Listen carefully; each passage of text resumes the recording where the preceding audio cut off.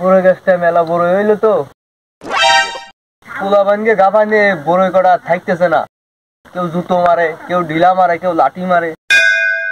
তুলায় কত ডিক কাঁচা বড়ই ফিরে রয়েছে, পারলাম না রে, ছেলে পেলেকে চালাই। বন্ধু যখন আমার বাড়ির সামনে দিয়া বন্ধু আর দেখ গাছ আইতে গেছে বড়ইতি রে, পাইয়ে গেল মাল সব। বন্ধু এ খাইয়ে দিতে হবে, খাইয়ে তো দিতে হবে। বন্ধুগুলো ডাক দি, চল চল আজকে খাইয়ে দেবো। 7-8টা সব কন্ট্রোল।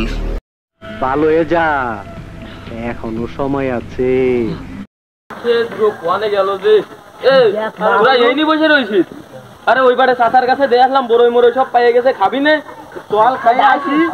আরে তুই বুঝতে গেছিস যে কোয়ানে তোরা তোরা আয় আয় আয় বড়ই খাই ভাই। আরে পাইয়ে যা সব ইয়ে হয়ে গেল, সব হয়ে গেছে।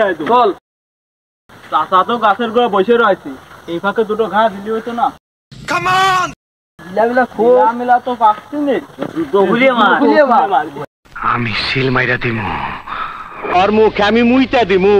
কিরা রে গাছে ঢিলা মারতেছে?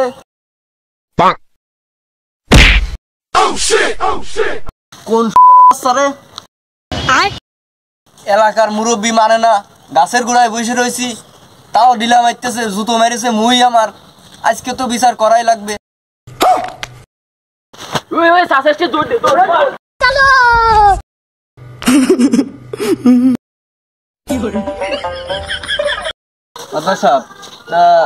তোমারে নিয়ে আসলাম, সালিশটা একটু ভালো করে নি, আবার ওই পক্ষেটাই নে না।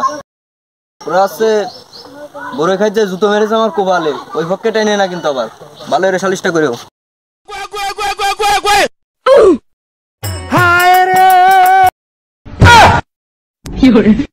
মাদার সাহেব তুমি এনে বইসা কেন? তোমার জন্য তো চেয়ার আছে।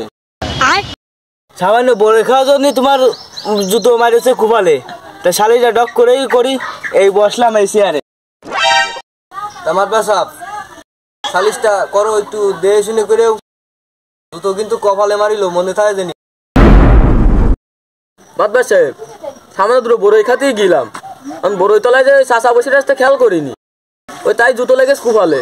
তুমি সালিশটা করো, যা দিবা তাই করবা না। কথা কি ক্লিয়ার না ভেজাল আছে? জুতো মারিস মুরব্বীর গায়ে, তোরা আবার করছিস?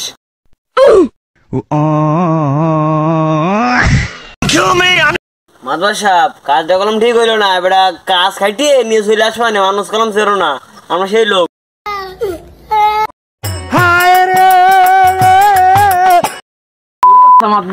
গরুর গোশ, গরুর গোশ বান বান বান ধরে বান, গরু কইতে বলে গরু সালিশে উল্টো পাল্টা করো। তুমি ওইদিকে গরু গোশের লোভে সালিশে জুতো দিয়ে মারিলে, মনে আছে? লাঠি নিয়ে আয়, লাঠি নিয়ে আয় দিন। আজকে মাতবারে খাবাইনি। সারা জীবন মাতবাড়ি করে আসলাম, কেউ কিছু করতে পারলো না। শেষ বয়সে এসে বড় চুরেরা নিয়ে ঠাপ খাতে হচ্ছে। নিঃসন্দেহে তুই ঠিক কথা বলেছিস। এটা হাস্যকর, হাস্যকর, এই দেশের জনগণের জন্য হাস্যকর।